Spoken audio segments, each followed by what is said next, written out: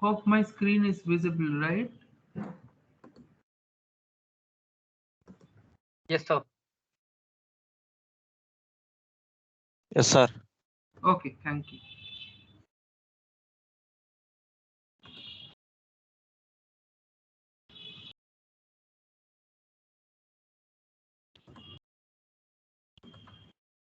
Hmm. So first few slides are repetitive. I am not going through. In today's class, we'll start network theorems, and the first theorem is superposition theorem. And for that, we need to revise the our concept on the property of linearity of a circuit. So already it was discussed. One is linearity, another is the bilateral circuit. So what is linearity? When we call a circuit to be linear, when the principle of homogeneity and the superposition theorem valid. Superposition theorem valid means the additive property holds for a linear circuit. So whenever you have a resistance which is or maybe inductance or capacitance which are linear in nature, then we can have that homogeneity property or the additive property. So let us quickly brush up those. Okay, so this is the linearity property. Linearity property of an element is describing a linear relationship between cause and effect, that is Ohm's law. So we discussed like V equal to I or IR, or I equal to V by R, isn't it?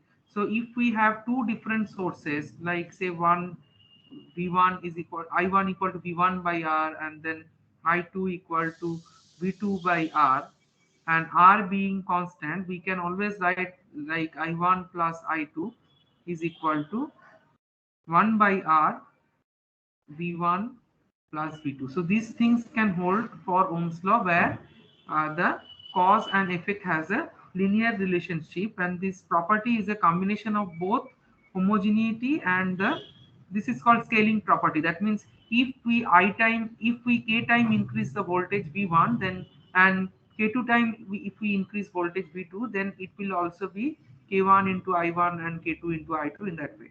So that is a scaling property, and the additive, this is additive, it is not additivity actually, it is additive property. So when this addition also holds, then only we can say that the circuit have a linear element, or we have the linear relationship between cause and effect. So voltage, when we apply, that is a cause, and effect is current through the circuit. So it happens when the circuit elements are linear in nature. Okay.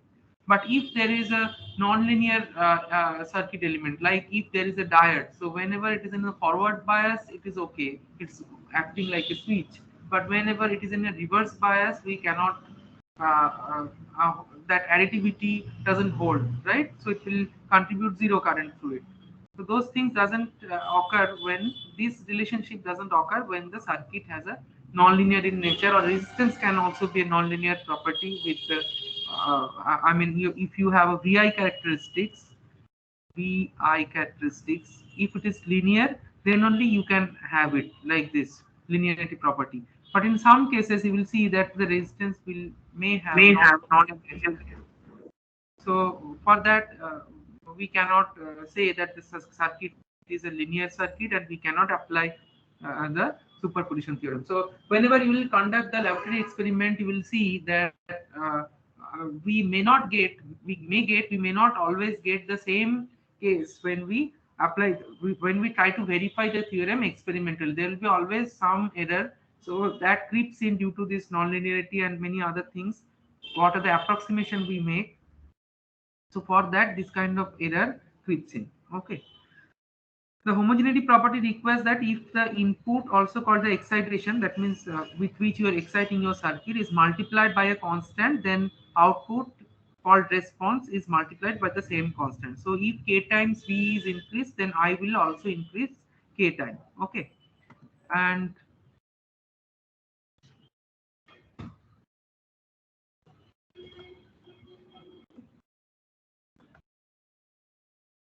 on the next slide, if the current is increased, like this I discussed, and then additive property, it is additive. Additive property requires that the response to a sum of input is the sum of the responses for each input applied separately. That is the key to the superposition theorem. So in superposition theorem, we'll see that if there are n number of sources, we'll consider each source at a time, while we'll replace all n minus 1 sources by their internal resistance. Maybe it's a voltage source or maybe it is a current source. So we just replace all other source except the source which are taking at a time. So that occurs only when this additive property holds and circuit is linear. So we get V is equal to I1 plus I2 into R. So if the circuit is like this, you know all this. If there are, say it is a circuit path branch 1 and if it is branch 2.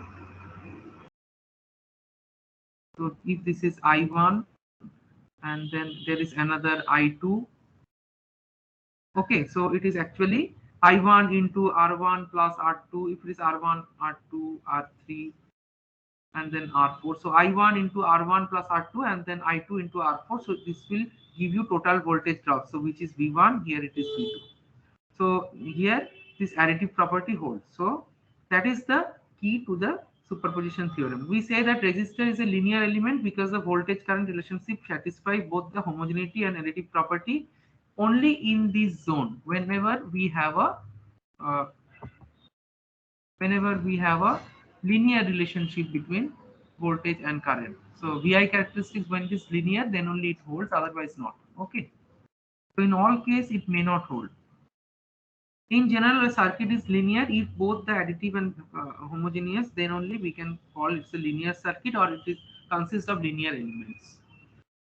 So now let us come to the statement of the superposition theorem. What is superposition theorem? Superposition theorem states that if a linear system is driven by more than one independent power source, then total response through the circuit, through a particular element, is sum of the individual responses of each source taken at a time. Each source taken at a time.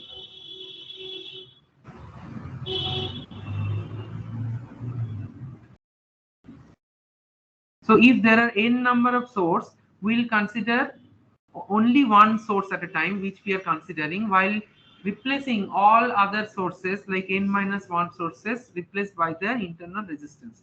The superposition theorem states that the voltage across or current through an element in a linear bilateral circuit, it is missed out. Bilateral means there is no, what I mean by bilateral, because if we change the polarity, then that doesn't affect the circuit. So that is a bilateral. Or what is unilateral? Whenever we change the polarity, that current through the circuit will either it will not flow and it will not be reversed on all those things. It is for the case when we have a unilateral elements in a circuit, which is diode, BJT, all those things. So when it is there in your circuit, you cannot apply it, superposition theorem. So for a linear bilateral circuit or bilateral network, is the algebraic sum. Algebraic sum means you have to take care of the polarity of the current through the circuit or the voltage. So direction of the current you have to take care, or the voltage polarity you have to take care. So algebraic sum of the voltage across or voltage drop or current through that particular element due to each independent source acting alone, while others are replaced by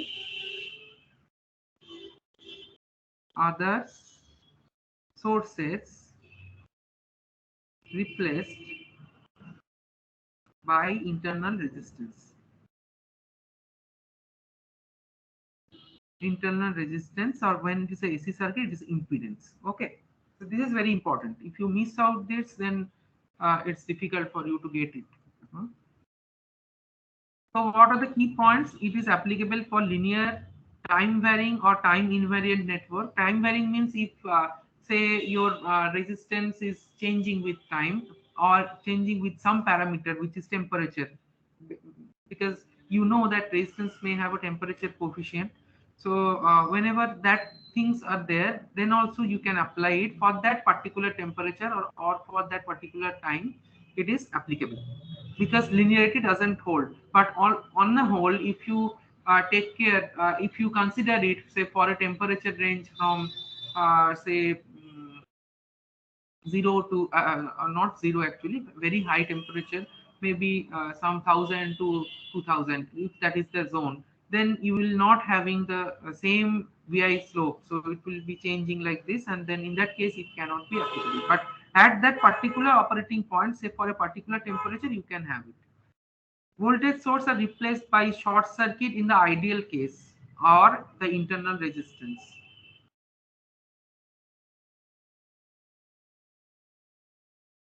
and current source by open circuit when it is an ideal current source. Otherwise we have to add one resistance in parallel to the source, which is its internal resistance. So that you have to take care.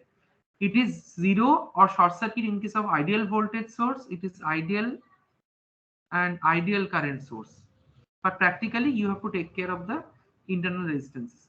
It is also applicable for the circuit having initial condition. So this applicable when you have a charged capacitor or charged inductor in a AC circuit. So that doesn't applicable for the DC network theorem, right? But it is also applicable for the initial condition. Say you have a charged capacitor and you have two charged capacitor, and you discharge it through a particular resistive network. So there also you can take each capacitor at a time, and you can get the net effect through that particular resistor. Okay. With dependent source, superposition theorem can be applied only when control function are external to the network, otherwise not. Okay. Dependent source I have not discussed so far. I'll be discussing later, maybe. Whenever we take care of this dependent source, then only I'll try to show the problem, how we can solve it using say superposition theorem, Thevenin theorem, all other things. So there will be a little bit of trick with which we have to deal the dependent sources. But for independent sources, you can readily you can apply.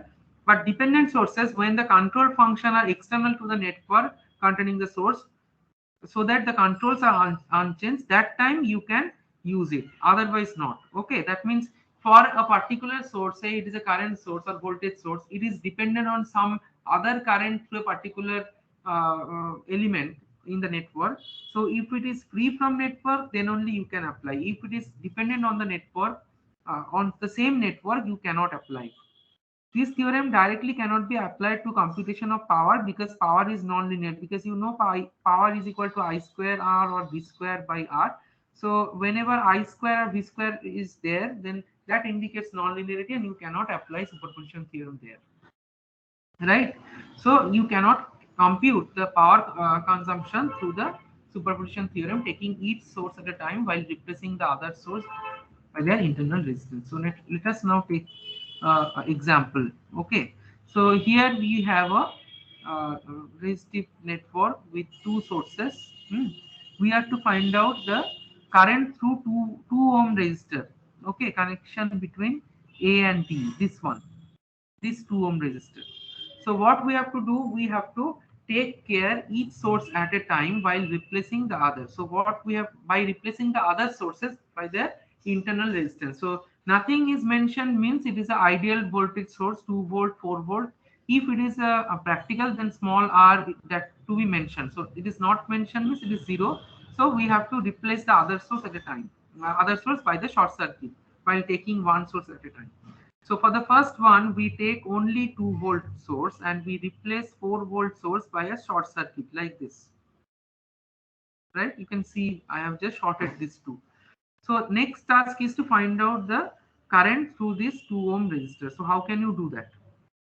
So first of all, what you can do is you can find out the total current, and then you can apply the principle of branching, or you can apply nodal analysis, whatever you feel like you can do it.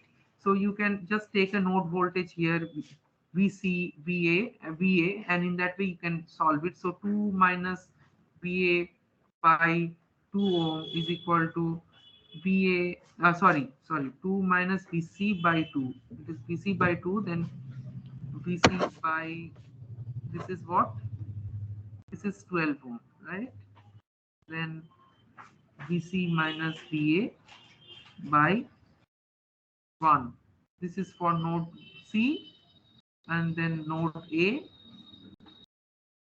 VC minus VA by 1 is equal to VA by 2. So VA by 2 you have to calculate. then plus VA by 3, isn't it? So if you solve it, then you can immediately get what is VA by 2. So that you have to find out. So let us write as I2 when only 2-volt source is acting. So that I think they have calculated the way it is shown, but I am not solving in their approach. Whatever you feel convenient, you can do it. Next one is to take care of the 4-volt source only, replacing. Oh, it is not solved shown actually. So whenever we have it is shown whenever we take 4-volt source, we have to replace the 2-volt source by short circuit, right? So that is what we have done, and again you can take VA VC, and in that way nodal analysis you can solve again VA by 2. So that to current, again you have to take I2 when only 4-volt source is acting. So if you calculate separately, then if you add them up, you will get the total current through 2 ohm resistor. And then one thing I always recommend to check, once you solve using superposition theorem, you can always try here the loop analysis or node analysis at a time, and then through that you can solve the current through the uh, RAB, I mean 2 ohm resistor, right? So you can cross check whatever you are getting through superposition, whether it is valid by solving loop analysis or mesh analysis. Okay. Any doubt so far here? This is the first example, right? So any doubt? You want me to repeat, or shall I skip to the next slide? Sir, can you repeat, Sir, please? what you taught before the superposition principle, as we joined, few of us joined late at 12:05 p.m. Yes, sir. We joined at 12:05. 12.5 means initially I was just recapitulating the property of linearity. What is linearity? Where we can apply superposition theorem. Okay. So Okay. what is homogeneity? What is the additive property? Like if we have a branch like this, if we have a like if we have a voltage drop here V1, if this is V2, then V1 equal to I into R. So V1 equal to I into R, all those things, this addition. And then whenever, if we increase the voltage source K times, then I also will increase K times. So that is the homogeneity. And the additive property indicates the validity of the linearity circuit. And then based on that only we can apply superposition theorem. What we are doing here, we are taking one source at a time. So whenever we have a linear relationship between cause and effect, this is the cause. 2-volt voltage source is the cause, and effect is the current through this 2 ampere resistance, RAB, IAB, whatever it is. So that only holds whenever you have all the resistance which are linear. That means it is not changing with time. Like 2 ohm, it is a constant, right? So there is a no nonlinearity crept in. That's why we can do it. Otherwise, we cannot do it. So then only the additive property hold. Then only we can take 2 volt at a time while replacing 4 by internal resistance. Then 4 for one case replacing 2 volt by the short circuit, and then we can add them up. Then only we can get the total effective current through the branch AB. So that actually possible because the circuit is linear, and it can hold the property of additive nature, and the homogeneity. Okay. So that is what I discussed for first few minutes. For this particular problem, how I have solved using nodal analysis. I told that by the theorem we can take one voltage or current, whatever it is, source at a time, while we replace the other source by the internal resistance. So that is what, for the figure A or I, whatever it is, I have taken only 2 volt, and I have replaced 4 volt source by a short circuit, because it is an ideal voltage source. It is an ideal voltage source, right? So that we have done, and then I have to calculate the current IAB through this 2 ohm resistor. So for that, for me, I found it is easier for me if I do nodal analysis. Or otherwise, what you can do, you can take the overall, you can calculate the overall current by eliminating the parallel path. So it is what? It is actually 2 ohm and 3 ohm are in parallel. So you can write it as 6 by 5. So 6 by 5 plus 1, it is 11 by 5, and then 11 by 5 and 12, that too again in parallel. So in that way you can find out the effective resistance, and then you do the branching of the current. You can calculate by branching principle, and then ultimately you can find out the current through this IAB. This is one approach. I think they have followed the same approach. The way it is solved, it is taken from a book actually. So this is one approach. If you wish to, you can follow this. For me, I found it is easier for me to use nodal analysis, because we have to find out VA. If this node voltage is VA here, VA by 2 we have to calculate. So that is the current through it. So if I solve by nodal analysis, it is easier. So that is what I have done. So I have applied KCL here. This current is flowing from 2 volt to C.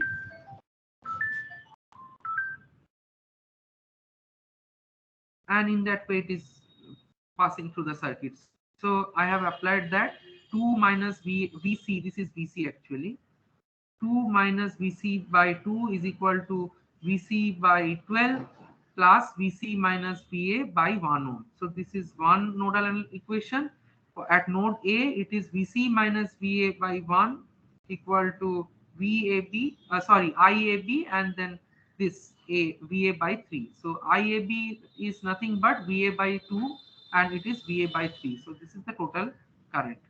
KCL for the node A. So if you solve this, then if you can find out VA, then you can readily find out VA by 2, so which is your IAB when only 2 volt source is taken care of. Then for the other part, what I have done, I have taken 4 volt source only, and I replaced 2 volt source by short circuit. So now again, if you apply KCL at node A and node C, then things become easy. So you can again calculate what is VA by 2. So next thing is to add them up, and you have to get the value of the net current through the branch AB. So same thing you can solve using nodal analysis, using loop analysis, whatever you feel like, and you verify it. So that you cross check, I leave to you. If you cannot solve it, you just remind me in the next class, I'll solve for you. Or maybe later I can solve one and I can share with you.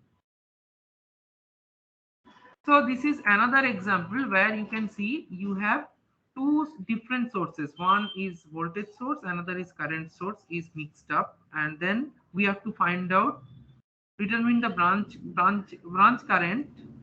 One doubt in the previous question.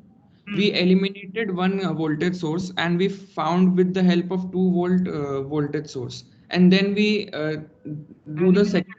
So sir, then we'll do the algebraic sum of the current that we found in 1 and 2, and finally the current will be the final answer. Algebraic means you have to take care of the direction. So you will see that here, here you have to take in this way. So whenever you take 2 volt only, current will flow like this, now, like Yes. this, like this. So from A to B. So we take A to B as positive direction of the current. And for the second one also, 4 volt source, whenever you replace 2 volt source, it will flow like this, but A to B is always in the same direction, A to B. So it is going, starting, entering through A and then passing through B. So same direction means you have to add. If it is in the other direction, you have to use the minus sign. Algebraic sum of the current. The same circuit can be solved by the KVL and KCL which we have done earlier, no? We can, unless and until it is specified, solve it using superposition theorem. You can take any method which you feel Okay. like. Later we'll see that we can apply Thevenin, Norton, many other theorem is there. Whatever is convenient to you, you are free to do that. But once you are specified, like question may come in exam, you solve it using superposition theorem and verify using nodal analysis. So in that case, you have to do the both to cross check it. Okay. So it is better to practice. I always suggest that whenever some problems are given, or whenever you will be practicing in future, try to cross check whatever you are getting. Is it correct with your method and some other method? So it will give you some sort of confidence, right? So you have done the correct thing. Any other doubt? Okay. So for this one, we are supposed to calculate each branch current. Branch current we have to solve using superposition theorem for this circuit. That means we have to calculate I1, I2, I3, I4, and this is the current source, so no need. Actually, it is ideal, means it is open circuit. So what we have to do first, we have to take care of 120 volt only while replacing the 12 ampere source by their internal resistance. What is the internal resistance for an ideal current source? It is open circuit, right? So we will have only this much, 6 ohm. So if I redraw it, it will look like this.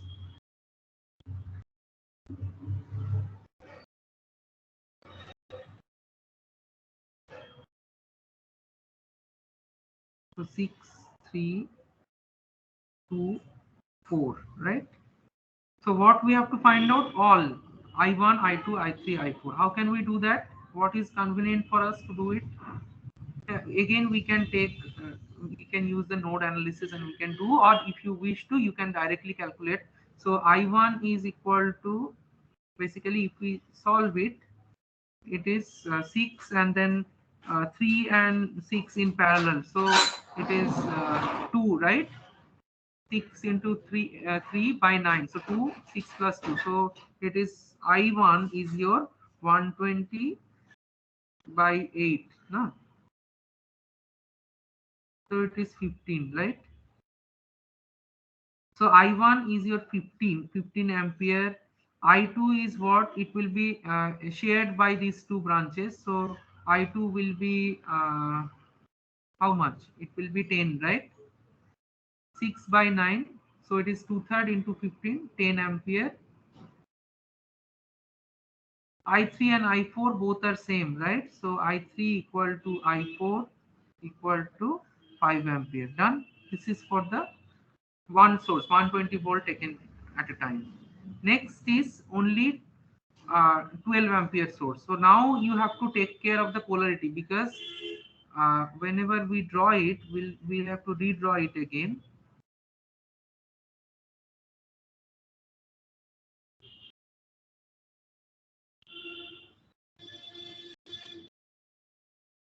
So direction will now change. I4 direction will change. I3 will change, right? I2 will change. I1 will also change. Agree? Because the polarity has changed, the current will flow in this way whenever you are not considering the 120 volt source. And I have replaced this 120 volt by the internal resistance, which is 0. So I have shorted the terminal. So now all the polarity got changed. So accordingly, you have to now calculate the current through the through this circuit. So it is basically 6, 4 plus 2, and this part it is 6 into 3 by 9, so it is 2. So how can you branch it? It is 12, and 12 will pass through 6 and 2, right? It is 6 and 2. So how can you calculate it for I3 and I4? How much will be? It is 12 into 2 divided by how much? It is 6 and this is 2, so 8. So it will be 3. So I3 and I4 will be 3 ampere. But the negative sign we have to take care only when we are taking current source alone. It is minus 3 ampere, right?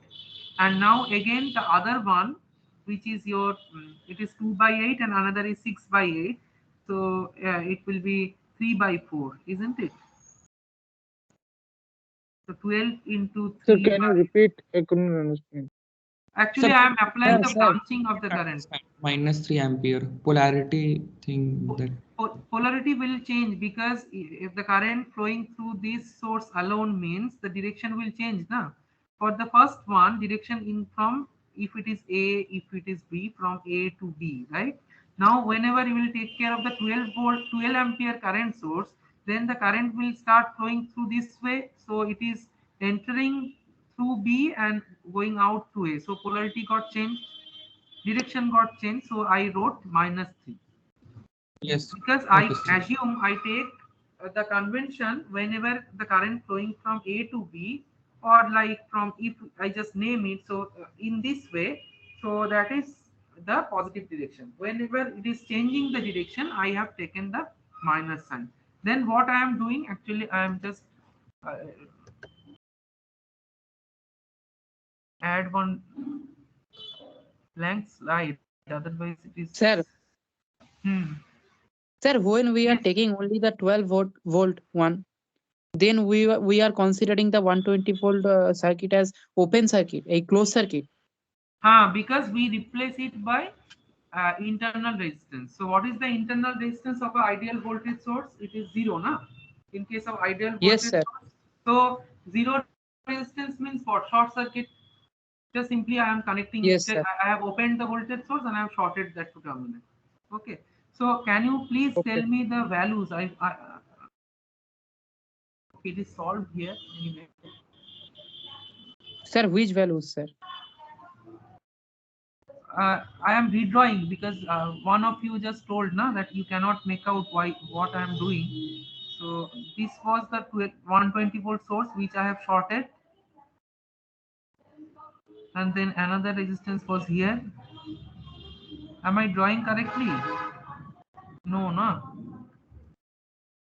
There was a No, sir, source. sir.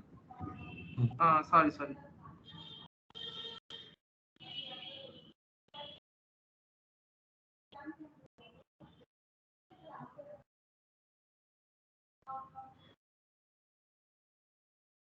Let me see. 1636324. 63.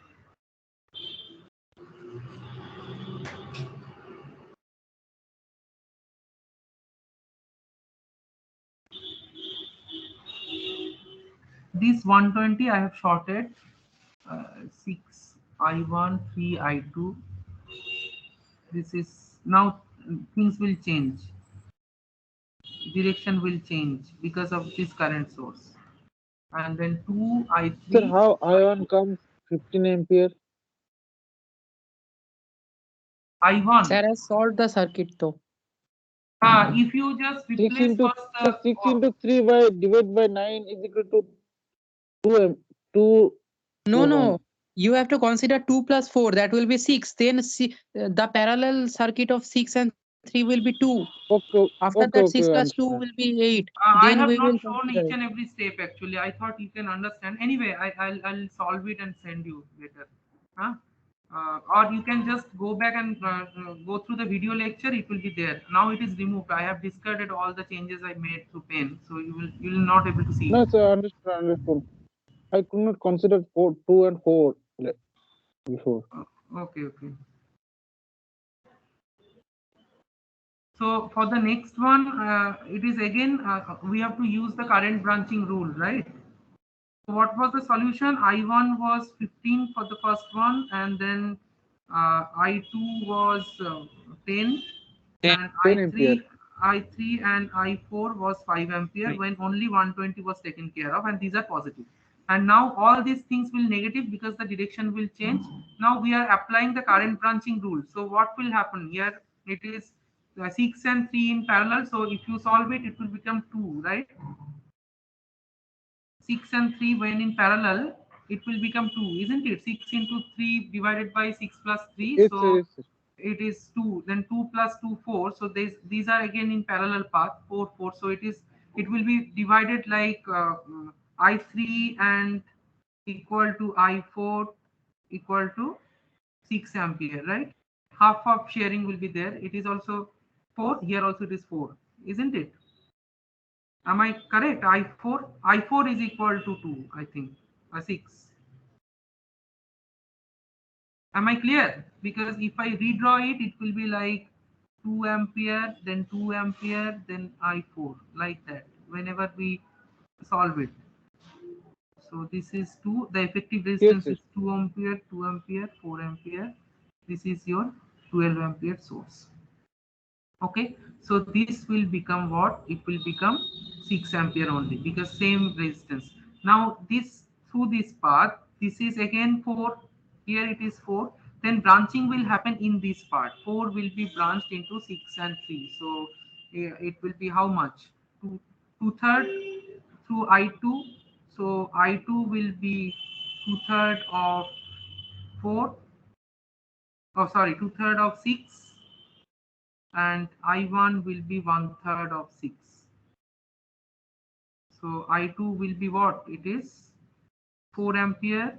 I1 will be Sir, 2 ampere. I have to say, sir, the I1 direction should be in right and the I3 direction also should be in right.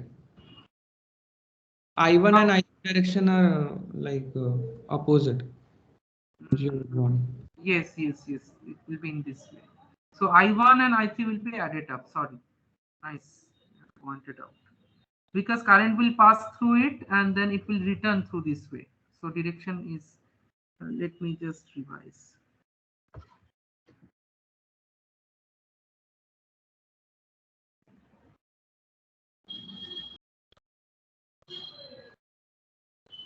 So current will be returning, therefore it will be in this way.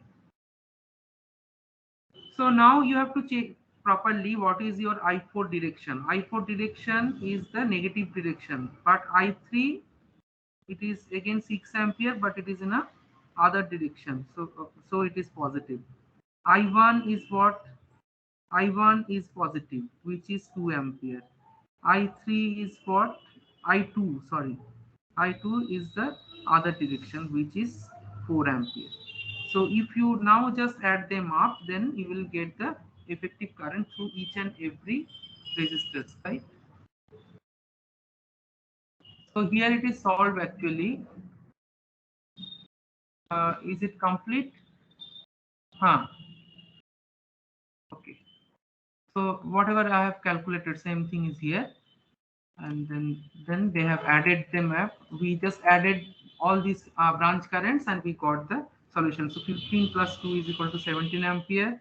Then I2, there will be subtraction. So 10 minus 4, 6 ampere. I3 will be added up, 5 plus 6, 11. I4, it will be subtracted. So this is the thing actually. Okay. So this is how each and every source you have to take care, and then you have to solve.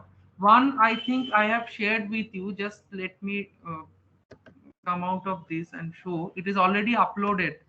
You will find one folder I have prepared where in the class where I have used the where I have provided the calculation which we did for the loop analysis and all those things, because it was not properly readable now through slides. I told I'll share with you. So this is how it is properly written, all the loop equations and this matrix equation, how we can get these things which I have explained. So this is solved here. Okay. So this I am not again going through it. It is already uploaded. Then the other one is for node.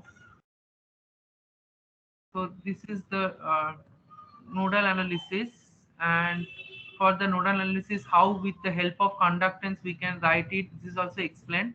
Just to verify whether it is correct or not.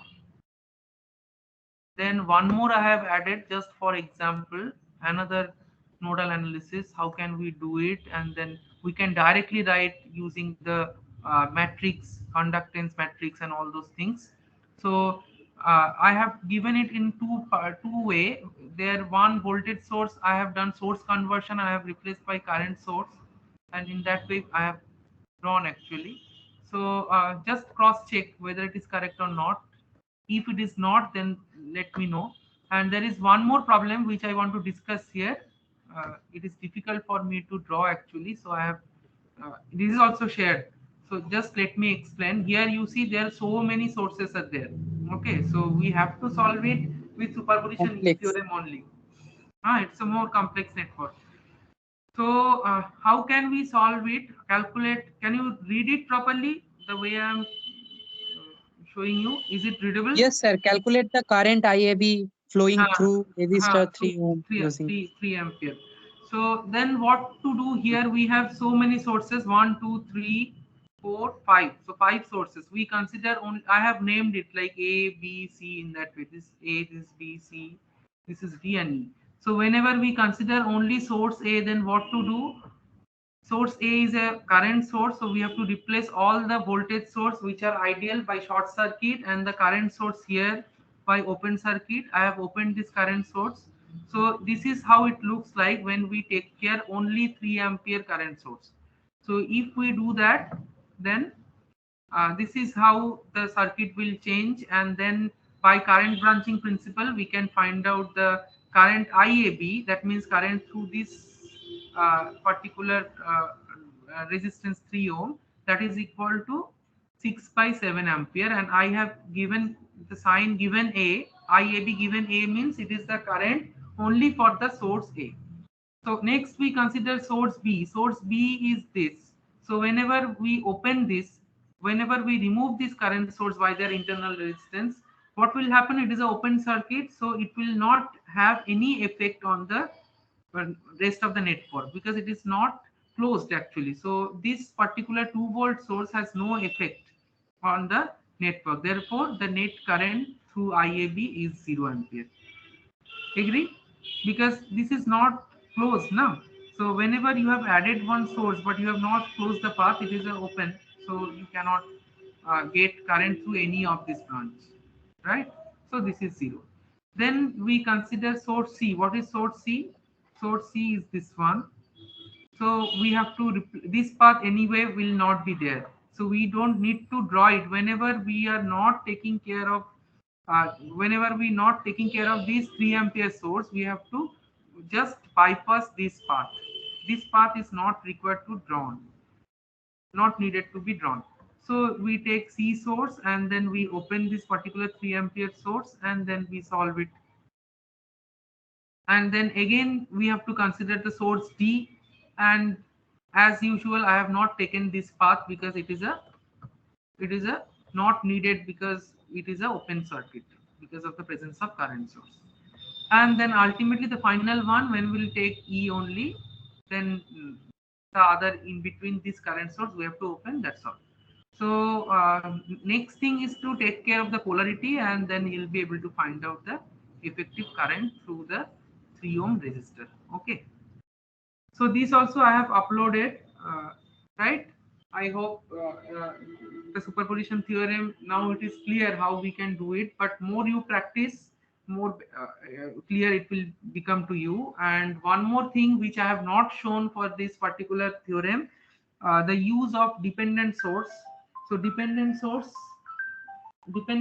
I'll first explain one day once we complete the superposition theorem, Thevenin theorem, Norton theorem, maximum power transfer. Then only we'll move to the dependent source and we'll solve a few problems using dependent source, and then things will be more clear what to do whenever there will be a dependent source in a circuit. Okay, so let us close for the today's discussion. And Okay, sir. one more thing to tell you that 20 student, I think 20 or 19 student yet to join. Please tell me, one of you please volunteer and just note down the email ID who have not joined, and then tell me, I can manually add them up. Okay, otherwise I don't know, as repeatedly I told you na to